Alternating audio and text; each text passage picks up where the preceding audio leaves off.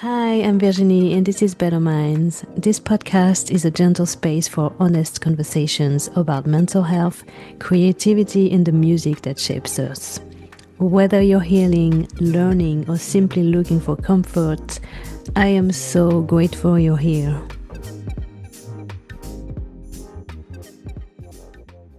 In today's episode, I'm really happy to welcome James Favron. James is a Canadian artist, a father, and someone who deeply believes in growth, gratitude, and positivity.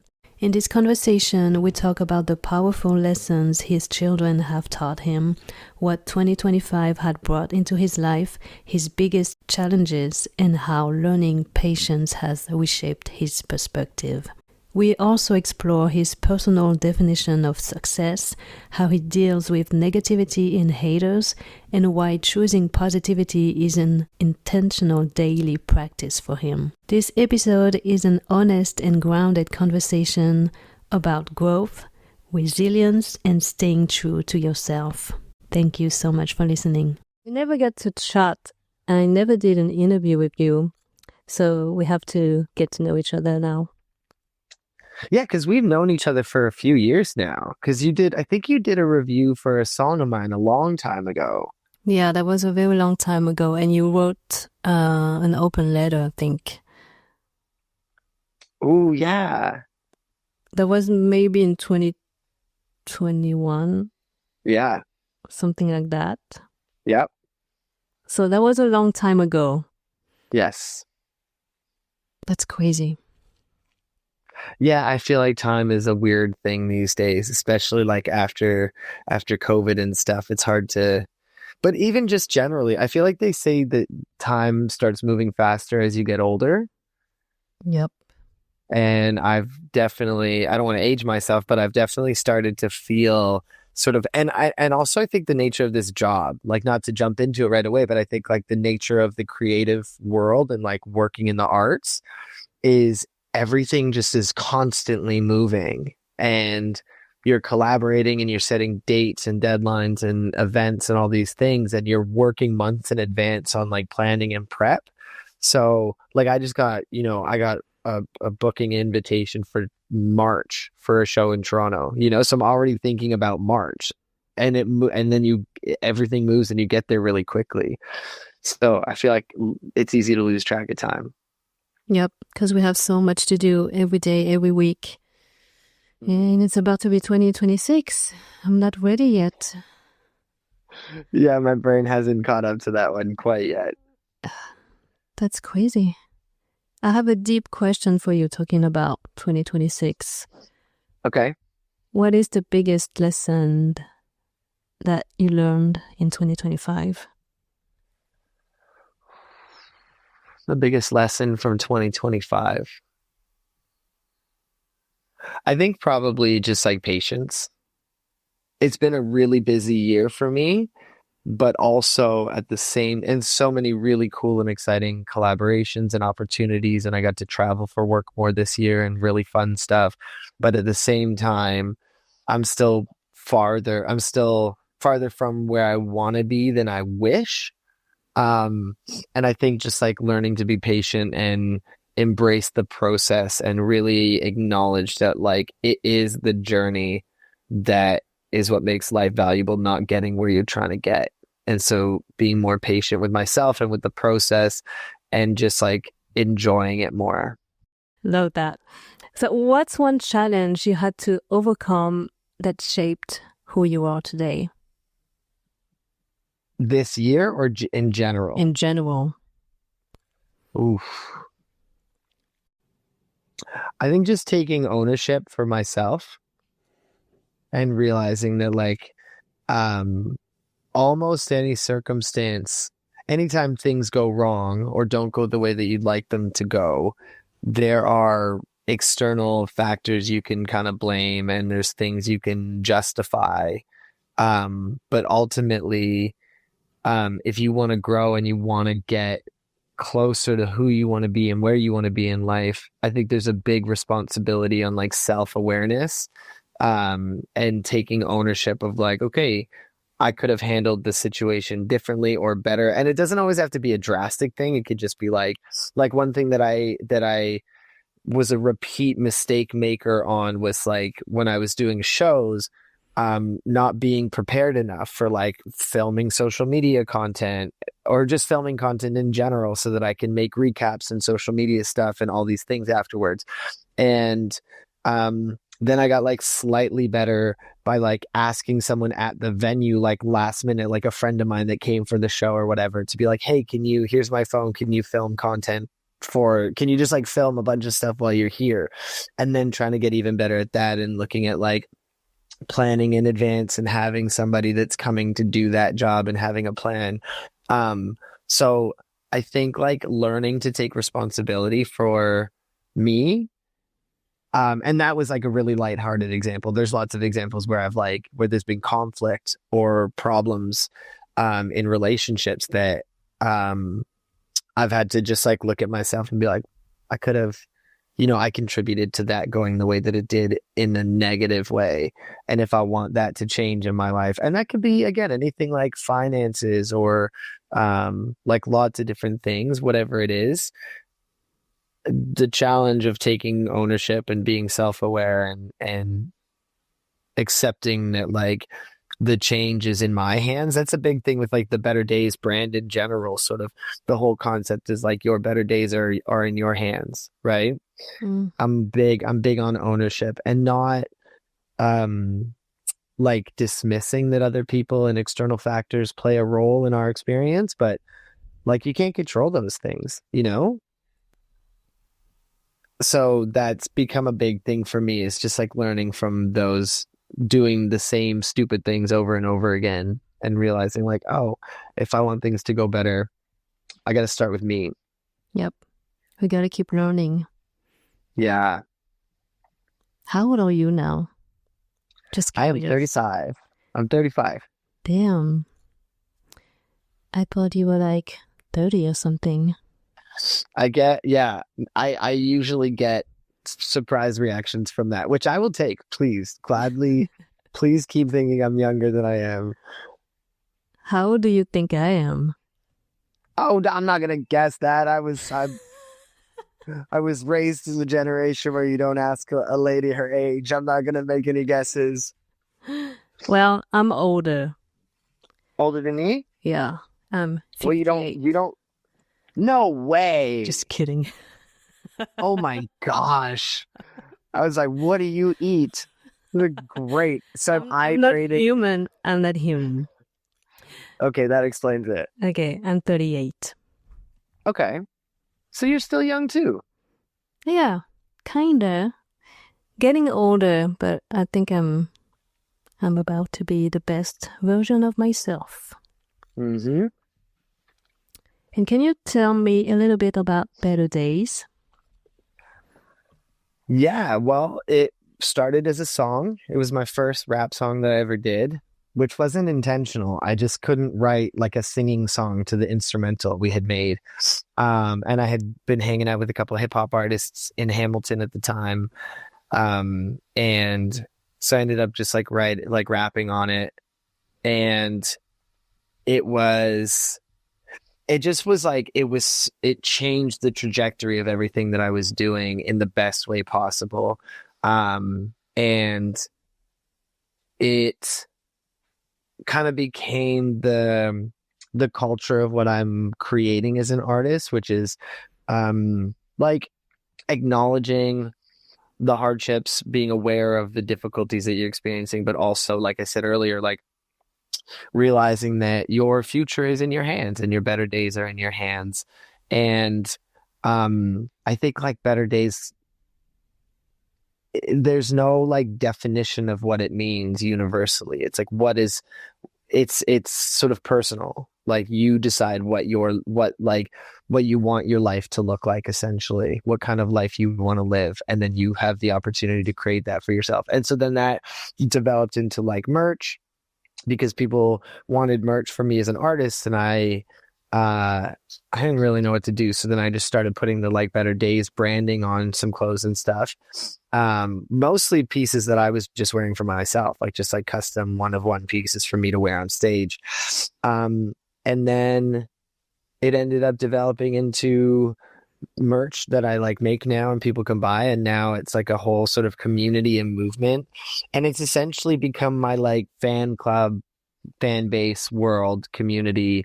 We call it the Better Days Club.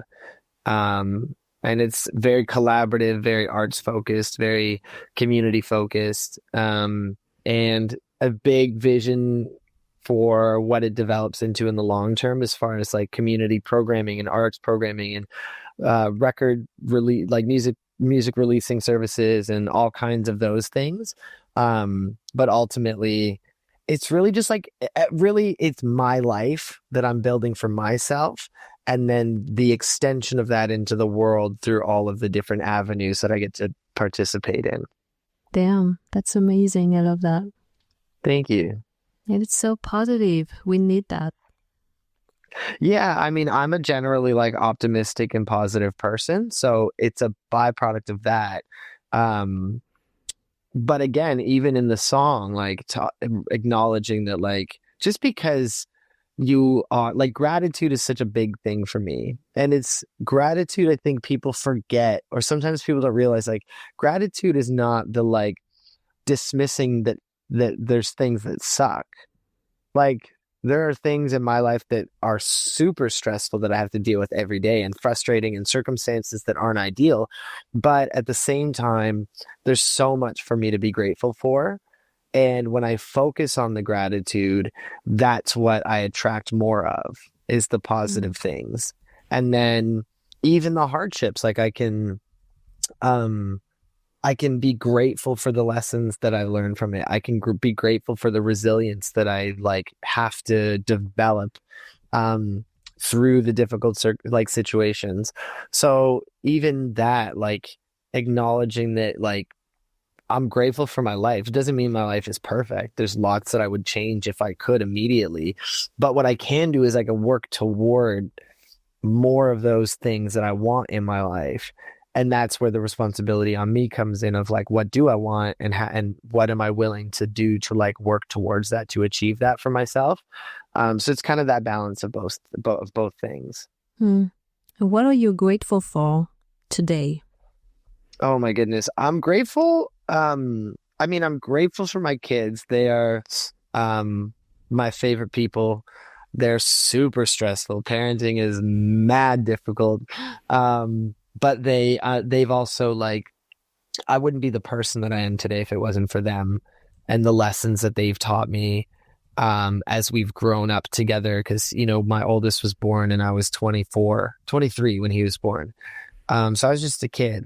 And so now he'll be 12 in January, you know, so we've spent 12 years growing up together, and I've learned so many lessons from him and from his brothers. And so that I'm hugely grateful for. I'm really grateful for my family. I've like a really, really amazing family. My parents and my siblings are wonderful people, and I'm sort of, you know, no one in my family has ever been in the arts and entertainment world professionally before.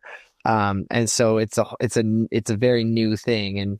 And they've saved my butt, you know, when money's tight and art isn't paying what I needed to, you know, what I thought it was going to pay that month. And they've saved the day for me with their more grown up jobs, you know? You know, my parents have been such a huge role in helping take care of my kids, because as a single parent, you know, this job is very time consuming. And so they've been my biggest support with like helping take care of the kids, but also my like extended family and my friends, who, like, all my people know that I'm a package deal and I come with kids. And so there's been so many events or shows or whatever where my kids have had to come with me, and people just pick up the slack and they take over and they watch them and hang out with them and play with them and keep them occupied while I do my job. And it's just been like I couldn't do it without my people. So I'm grateful more than anything for the people in my world, my family, my extended family, the family that life has given me and friends and stuff, and my like community, my fans and friends. I hate calling it fans because it's like it doesn't feel like that. It really does just feel like my community and my friends. Um, but yeah, that's the thing. And then also like um I've wanted to be a touring musician since I was a young teenager. And I ended up making some life changes and choosing to pursue different things that I thought would be more grown up decisions for a stable life and all that kind of stuff. And then I had kids unexpectedly.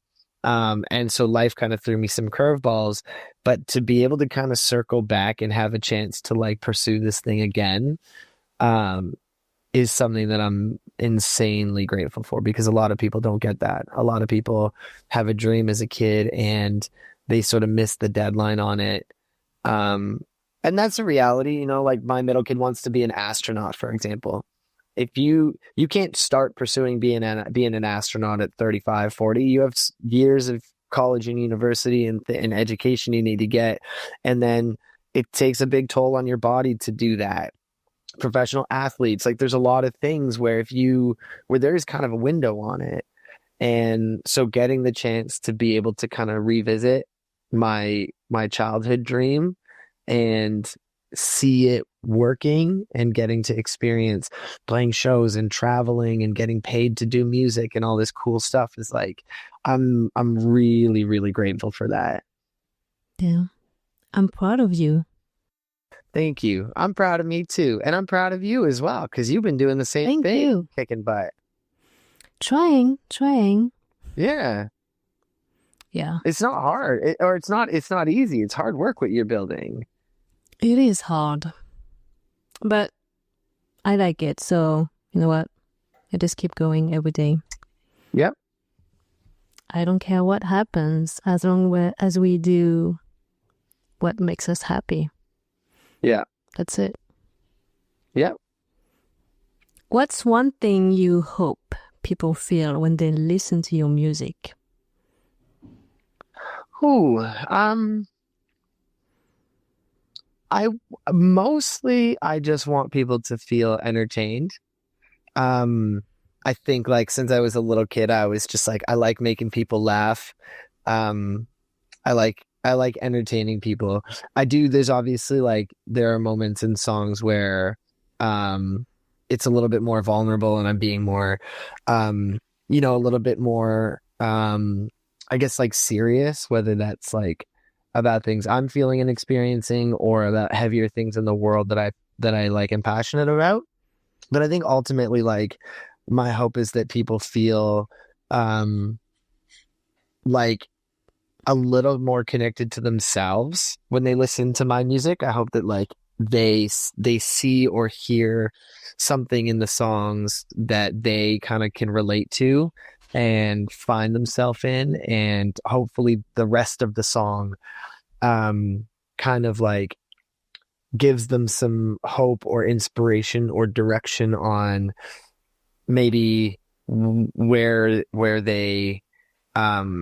where they can go or what they can do to um to continue creating a life for themselves that they are happy about. But ultimately I want people to be entertained. And that's a big focus with like the visuals as well. Like when we like music videos and social media content. I really like making people laugh. So even if it's a more serious thing, I'll probably do something silly just to like make it a little lighthearted, you know? I love that. And I love your visuals, by the way. Thank you. I'm really excited. We have a new music video coming out on tomorrow. We're doing a YouTube live stream for the launch, which I've never done before, like a watch party. So I'm hoping people show up and hang out. But it's really funny. I'm really excited for this video. Nice. Can't wait to watch it. Yeah, it's gonna be good. Is there a song of yours that represents you the most? Oh, One song, I think probably Grow Up Mm. at this point, the last single, because it is, yeah, it's really just like me reconciling the reality that like I'm an adult and I have to grow up, but also I want to cherish and cultivate still like childlike fun and wonder and play in my life. Mm. So like I don't want to ignore the responsibilities that I have, but I also don't want to just turn into like a responsibility machine either. And it's fun and it's playful and the music video was super fun. And yeah, I think that's the song that I would say if you want to know like kind of who I am as a package, that would be the one to check out. You seem like a fun person. Thanks. I don't know if my exes would agree, but most other people would. But that's the case for all of us, probably. You know what? I need fun people in my life. I have them because I'm always so serious. I'm super fun too, but sometimes I get a bit too serious. And I don't think there's anything wrong with that. I think it's balance. I think if I didn't have my serious people in my life, then I would probably lose touch with a huge portion of the world who are serious, and who take life seriously and who are dealing with things that feel really big and really real for them. And so I think it's necessary that we have everybody. So you don't change a thing. Okay, thanks. But yeah, sometimes I do feel a little bit too serious. I know how to have fun, but not as much as I used to. Maybe it's because I'm old. Or I'm getting older. But yeah, I need those fun people though. They really help me, let go. Yeah. Everybody's different though, Yeah. I don't think there's like, this is a conversation I have with friends a lot about even just like how we, like how we put different, like as a full-time artist, my job and my life are super cool. I get it. Like I have a really cool life. I get to just like make stuff and then people like it. And then that's how I make money. And like my face goes on things and people will like take time out of their day to like listen to a conversation just because they're interested in what I might say. That's a really cool life experience. But at the same time, it's not like, it's not better than any other experience and it's not better than any other kind of person, And I think that's something that I'm trying to be more sort of vocal about in my conversations because like no matter who you are or what you do, none of that like is what gives you value as a person. None of that is what makes you special or unique or meaningful. Like your presence is what's meaningful. Have you ever seen the movie Free Guy? Actually, the Ryan Reynolds where he's like the video game character. He's an NPC in a video game. Nope. Ah, it's so good. I highly recommend it. But there's a scene where, so he's an NPC in a video game and he's having a conversation with another NPC in the video game. And I don't want to spoil too much, but basically he asked his friend, like, what if all of this is meaningless? And his friend is like, I'm sitting here having a conversation with my best friend about life. And that's meaningful. And if it is all fake and we're all just like non-existent characters inside of a video game that isn't real, this moment right now is real between us, and that's what it's all about.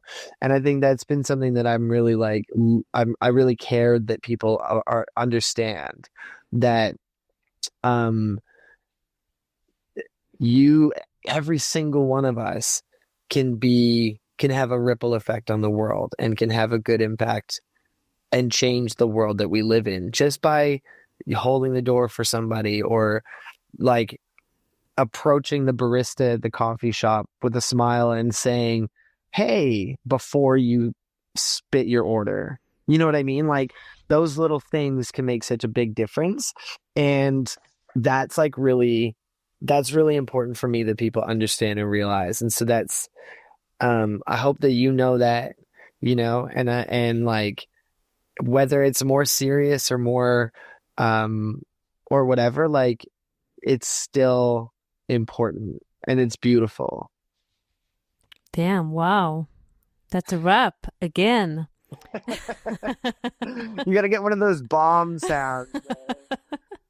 And you know what? I'm going to watch this movie. I have to. It's really good. Oh, it's so good. I will have to watch it maybe tonight. Yeah. And I love this podcast because I can talk to amazing people like you and have amazing conversations. And just realizing that we're all the same. Mm-hmm. I grew up a lot this year. Yeah. Thanks to all these conversations. What would you say is like the biggest lesson or the most impactful thing that you learned or discovered about yourself this year? I guess I would say it's okay to take your time when it comes to heal from traumas. Took me a very long time, but it's finally happening. So yeah, that's the biggest lesson. I healed like crazy this year. I didn't like it. The deal is not the most fun thing. But yeah, better days are about to come. Yeah. I'm going to name this episode Better Days. I like that. Question. What does success mean to you as an artist and as a person?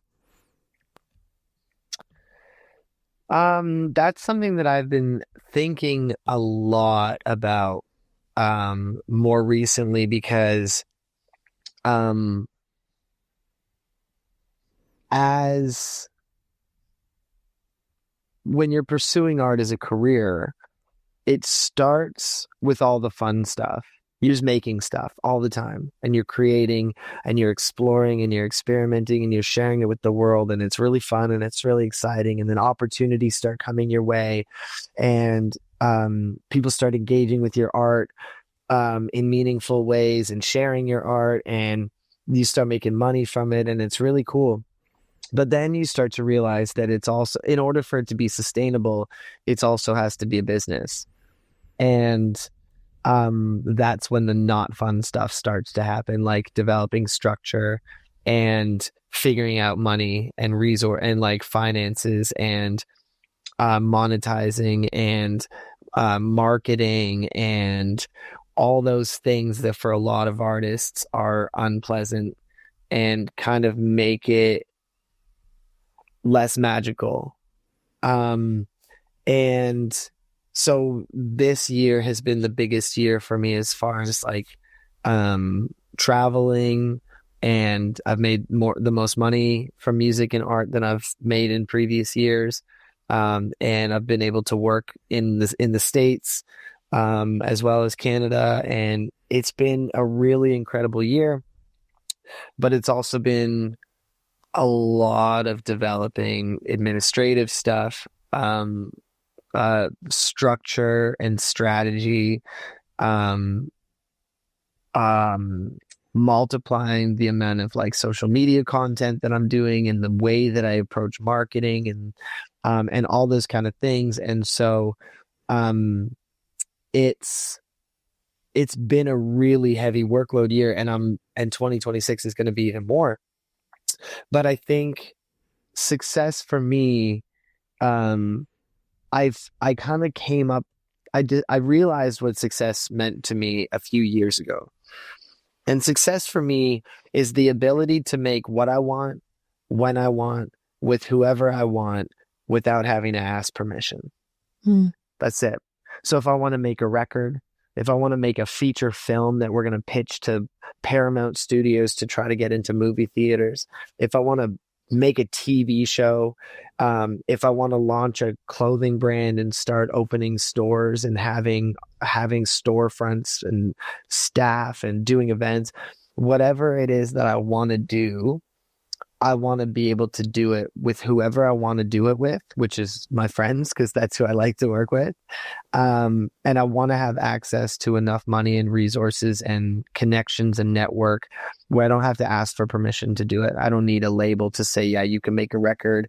I don't need a film studio to approve budgeting. Like when people talk about having being a multimillionaire or whatever, for me, that's the goal.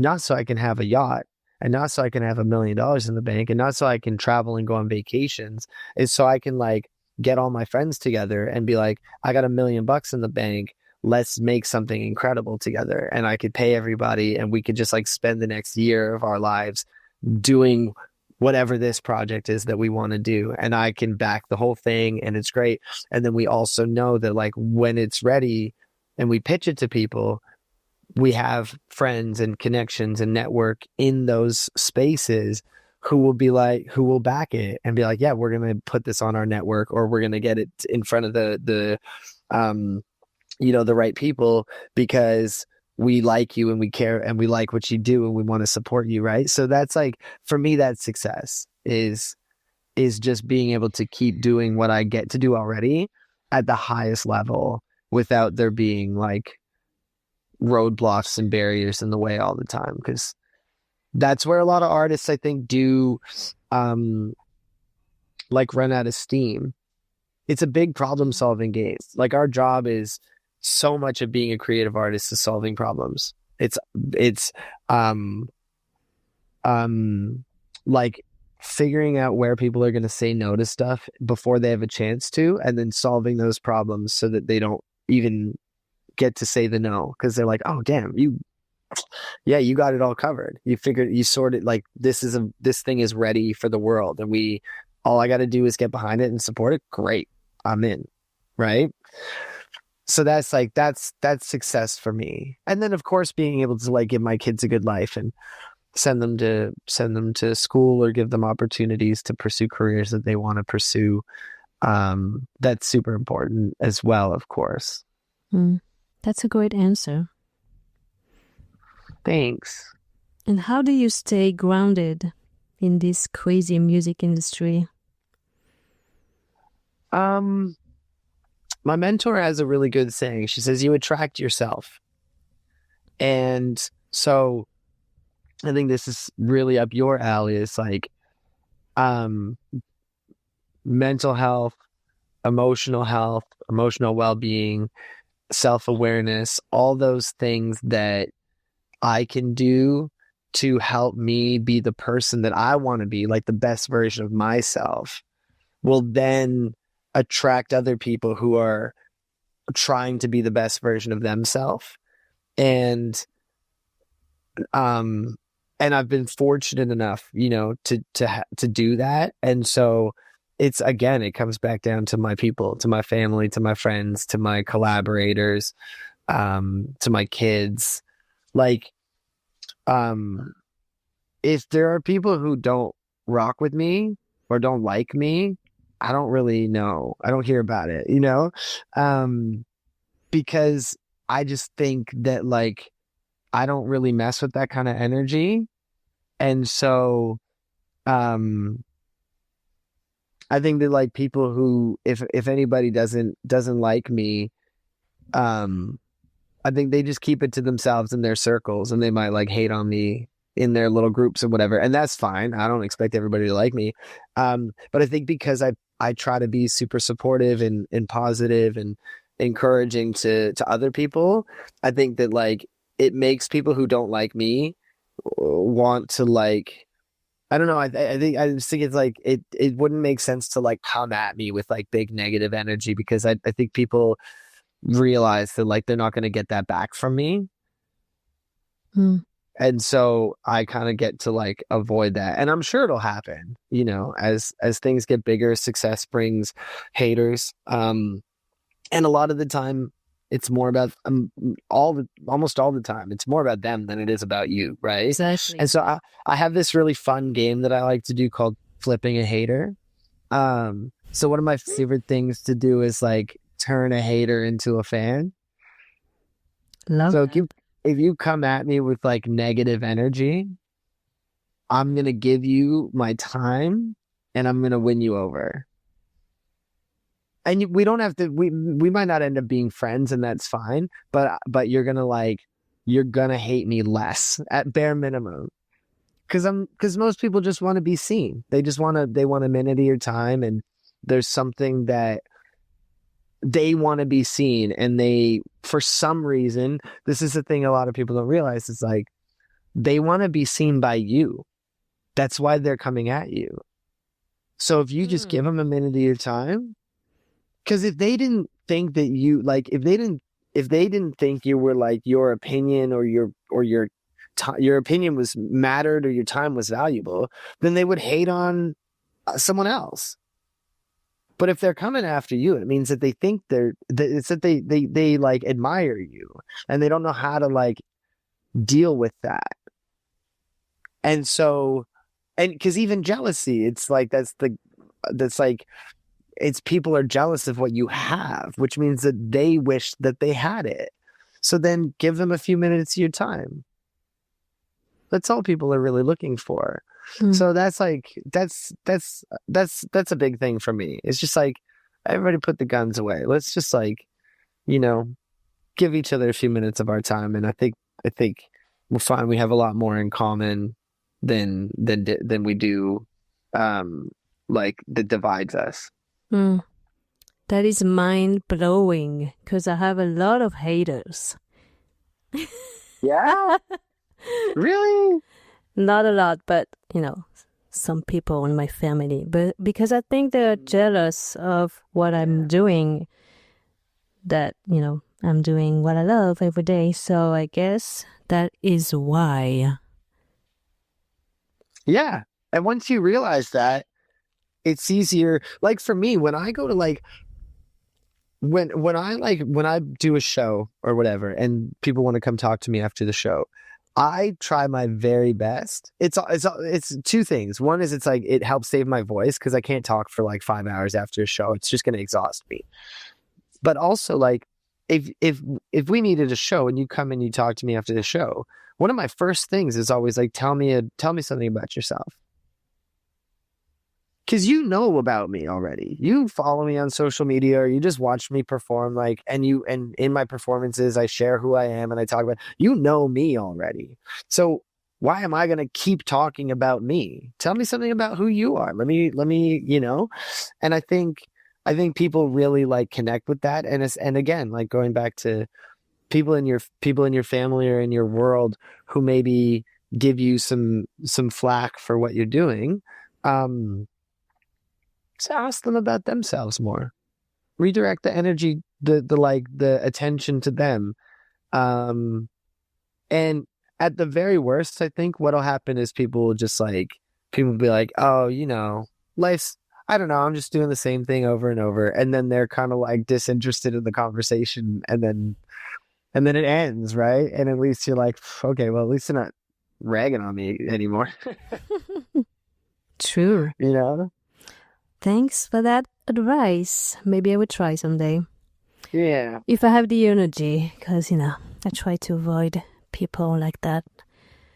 Yeah. This time. I only need positive people in my life. I'm here to support anyone, but mostly friends. Yeah. Yeah. And people like you, obviously. What's something you want to explore musically in the future? Oh man.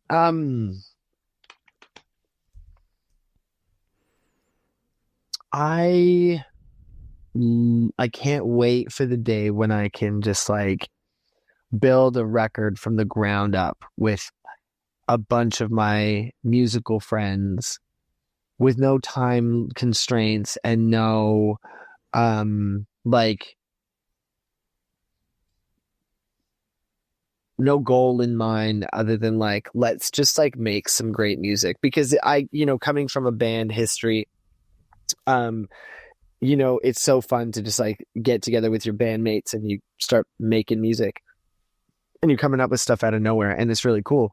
And I've kind of transitioned into this space now where like I basically make music alone. That's how it like works for me.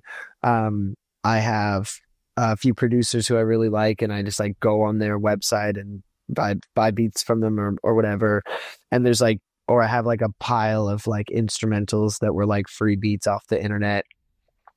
And that's how I make music right now.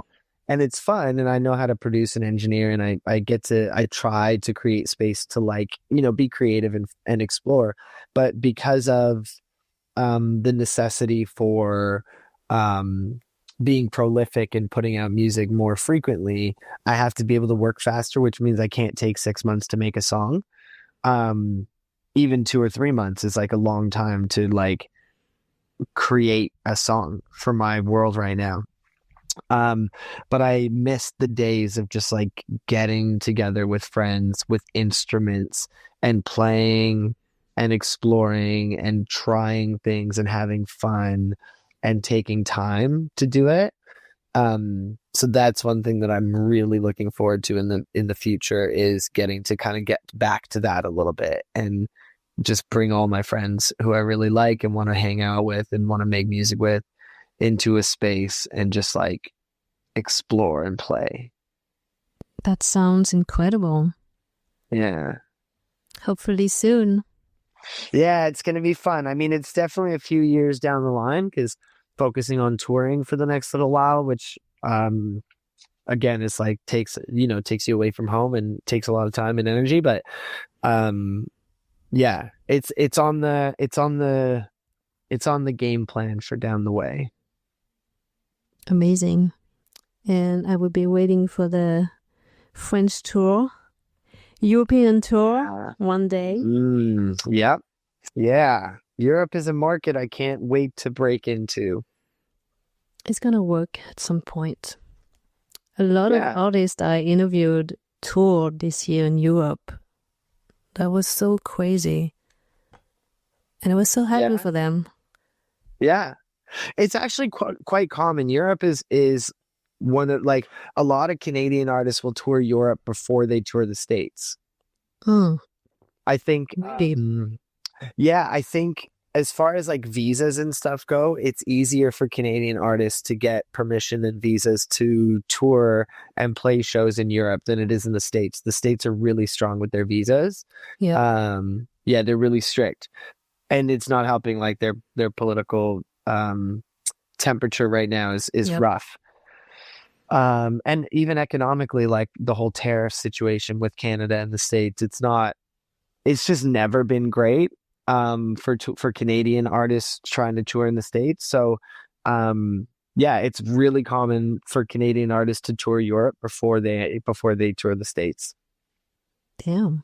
So see, and it's easier. Countries are so much closer in Europe, right? Like you can do, so yeah, it's definitely, you can get more in, and I think also because like Canada and the States are very similar culturally, and there's a lot of crossover. So, there's a like in Europe to have a Canadian artist go to Europe is really exciting for European fans because they're like, oh, this is an artist from like across the country who's here, as opposed to like the Canada and the States thing where, it's a 2-hour drive across the border and we're in the other country, right? So it's less kind of exciting. I feel like that was a big thing for like Japan for a long time, was like if as a Canadian, like Japanese music fans just like loved Canadian artists. I think it was really I think there was a lot of Canadian artists who were like really successful in Japan, and like couldn't even tour Canada, let alone Canada and the States, but like and also there's like a huge, the population is so high. So that makes a big difference too. But yeah, that was definitely a thing for a while, where like Japanese music fans just like really enjoyed finding Canadian artists to like get behind and fall in love with. I didn't know that. Yeah, Interesting. yeah. What advice would you give to new artists? Don't listen to advice. No. Yes and no. I mean, I think like pick a few people, maybe even one person in your life, one or two people in your life who you really trust. But as a new artist, your biggest job is to discover yourself. So don't try to figure out the market. Don't try to figure out like, I guess part of it too is like, what are you who are you trying to be? Are you trying to be an artist that's successful on streaming platforms and social media? Are you trying to be a touring artist who does really big, like really cool shows? All these things are like really important to discover. And so I would say like, look for, before you really get into anything, take some sort of like artist mentorship, artist development program that's accessible through like a local agency or a local organization. Wherever you are, there are organizations who do artist mentorship, who do artist development. And it might cost you some money. A lot of the time, you know, it costs a little bit of money, like any schooling would be, you know. But that, I've seen time and time and time again, you can just see the difference between an artist who has like done some kind of artist development programming or training and an artist who's just been winging it the whole time. Because you're getting education, you're getting taught by people who have put years in and know how the industry works. And a lot of the time there's guest speakers who come in who are professionals in different, you know, avenues of the music industry. So yeah, that's my like number one advice is find an organization or a community in your local region who you feel you like vibe with the energy or the mandate or what they're doing, and like start like pursuing your artist development while you're like exploring and making stuff and doing all those things. Thank you for this advice. I would take it. Yeah, you're welcome. I've been in a mentorship program for like 4 years. Wow. Yeah, so like it never ends for me. I help run the program now also, which is cool, and I've been able to like grow and develop into that. But yeah, like I live by that. I'm still doing artist mentorship. I'm still doing artist development. I'm still open to programs and opportunities. That was like early in like back in the, you know, the olden days of the music industry. Like artist development was one of the first things that a label would do when they signed an artist. They would like sit down with this artist and figure out like, who are you and who could we develop you into being that we can then market and sell to the world. So that was a big part of the like music industry. It always has been. And now I just think that like the way that it's changed and there's less, there's like the relationship between artists and fans and the industry has changed a lot. And we have more direct to fan, access as artists, but that means that it's our responsibility then to pursue the artist development and the mentorship from people who have been successful before us. Yep. And what have you learned from your kids?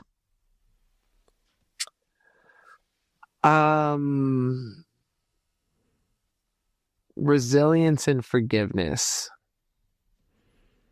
Kids are so good at like getting over stuff. In the sense, big stuff obviously sort of lasts a little bit longer. But like you can, as a parent, you know, we're people, we make mistakes, we have moments with big feelings and stuff. And I know that like time and time again with my kids, especially the younger they are. The older they get, it starts to change a little bit. But when they're really young, you make a mistake as a parent and you have a blow up and you freak out on your kid or something and you make them cry and then they're sad and their feelings hurt. And then 5 minutes later, they just want to like cuddle and watch a movie, Mm. and I feel like as adults, as we get older, we become more resentful. We protect ourselves a little bit more. Now in our, in our society and the culture, we're really big on like red flags and like a lot of these things, which are, it's a broad spectrum, but, I think like grace is such a big thing, and learning how to like give people who haven't broken trust with you in a real way. Like obviously if somebody is a repeat offender of like horrible behavior towards you or whatever, like boundaries are super important. Get rid of those people. That's important. But when someone is just like, when you have a different personality type and maybe they're a little bit more dry or a little bit more direct or a little less like empathetic, that doesn't mean that they don't care about you, and it doesn't mean that they're a bad friend, or it just means that they're like more direct. And if you like do something they don't like, they might be like, don't like it, I'll talk to you later. You know what I mean? And it doesn't mean you have to be like, oh, that person's not a good friend.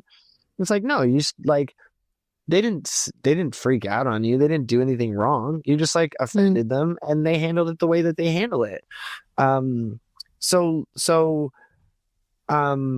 That's a big thing for like, again, just like growth as an adult. But my kids have taught me how to be more patient with myself and with people when people like do something that I'm not a fan of or that screws me in some way, to give them to extend the grace a little bit and try to reconcile and try to resolve issues, so that we can move on, and keep being friends and make new memories that are better ones.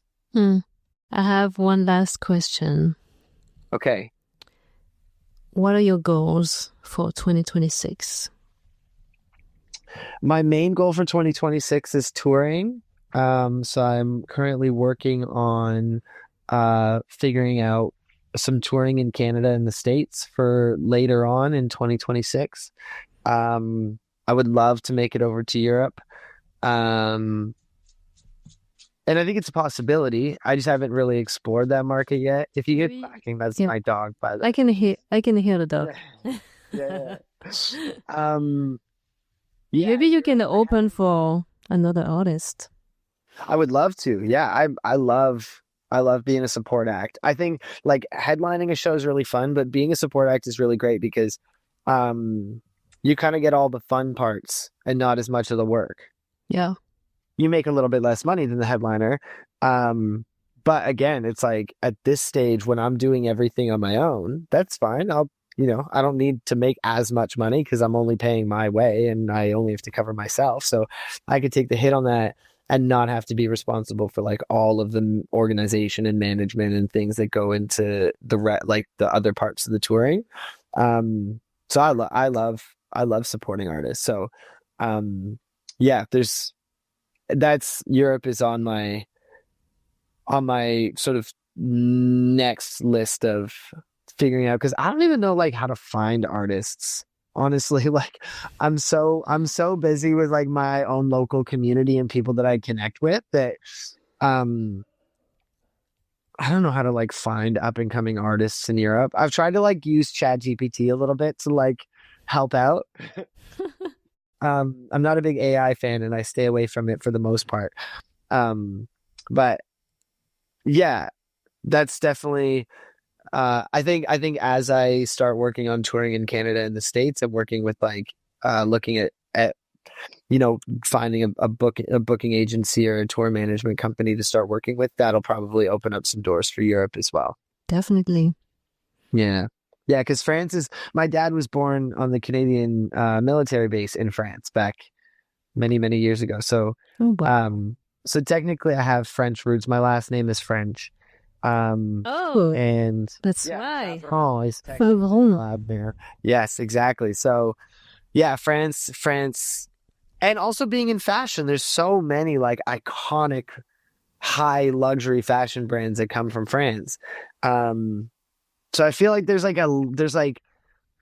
part of myself as a creative artist, probably more in the fashion world, that I feel like I won't be able to like something will open up when I finally get a chance to come and like connect with that thing. Um, and I'm like excited for the day that happens. It's not yet, which is totally fine. But I do feel like there's something special about when I finally get the chance to make it to France. That something like a coming home, some kind of thing will happen. And I'm really interested in what that is going to look like. I'm so excited. Yeah. Please let me know when it happens. Oh my gosh, of course. Absolutely. Free tickets. I'm saying it now. Yes. And I'm sure you know some French. Just like every other Canadian. Yeah, I did French immersion growing up, so I do know French. I don't speak it a lot. I mean, it's, we speak English 90% of the time.